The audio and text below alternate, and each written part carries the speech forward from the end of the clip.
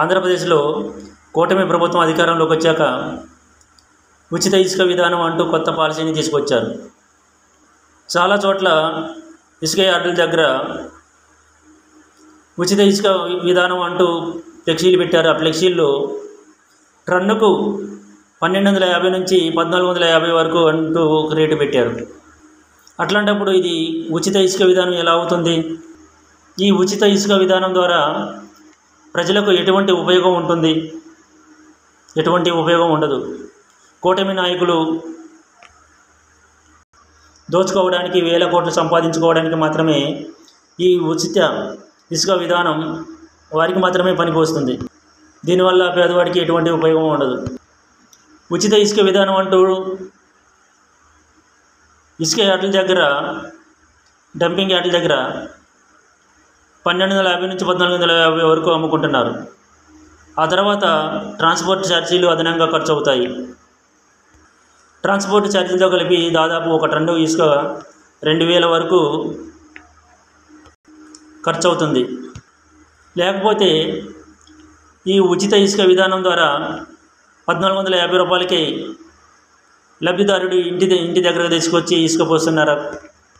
అది కూడా కాదు, 1450కి ఇసుక యార్డు దగ్గర అమ్ముకుంటున్నారు. అట్లాంటప్పుడు ఇది ఉచిత ఇసుక విధానం ఎలా అవుతుంది?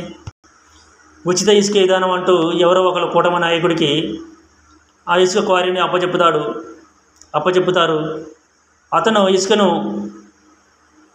పైకి డంపు చేయడం ద్వారా, పైకి డంపు చేసి యార్డులో అమ్ముకుంటాడు. అంటే అతను ఇసుకను పైకి డంపు చేయడం, అలాగే ఇతరత్ర ఖర్చుల ద్వారా మొత్తం 1450 రూపాయలకి యార్డు దగ్గర అమ్ముకుంటాడు. ఆ లబ్ధిదారుడికి అదనంగా ట్రాన్స్పోర్ట్ ఖర్చులు కూడా అవుతాయి. టోటల్గా టన్ను ఇసుకకు 2000 వరకు ఖర్చు అవుతుంది. సోషల్ మీడియాలో ఒక వీడియో చూశాను. టన్నుకు 200 లెక్కన 20 టన్నులకు 4000 రూపాయలు మాత్రమే ఖర్చు అవుతుంది అంటూ ఒక వీడియో పెట్టారు. ఇది ఎంతవరకు సాధ్యమవుతుంది? కేవలం నదిలో ఉన్న ఇసుకను ఒడ్డుపై డంపు చేయడానికి మాత్రమే ఎంత ఖర్చు అవుతుంది? అట్లాంటిది 4000కి లబ్ధిదారుడి ఇంటికి 20 టన్నుల ఇసుక ఎలా చేరుతుంది? ఇదంతా ఒక అబద్ధపు ప్రచారం. టన్నుకు 1400 చొప్పున తీసుకున్నట్లయితే 20 టన్నులకు 28,000 రూపాయలు ఖర్చు అవుతుంది. ట్రాన్స్పోర్ట్ ఛార్జీలు అదనంగా అవుతాయి. అట్లాంటిది 4000కి 20 టన్నుల ఇసుక వస్తుంది అంటూ ఎలా ప్రచారం చేస్తారు?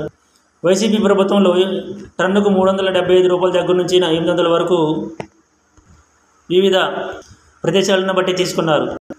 అంటే 20 టన్నులకు దగ్గరగా 7,500 దగ్గర నుంచి 16,000 వరకు 20 టన్నులకు ఖర్చు అవుతుంది. అంటే ఇప్పటి ఉచిత ఇసుక విధానం కంటే చాలా తక్కువ. అట్లాంటిది టన్నుకు 1400 నుంచి 1400 వరకు వసూలు చేస్తున్న ఈ ప్రభుత్వము ఉచిత ఇసుక విధానం అంటూ ప్రజలను మభ్యపెడుతున్నారు.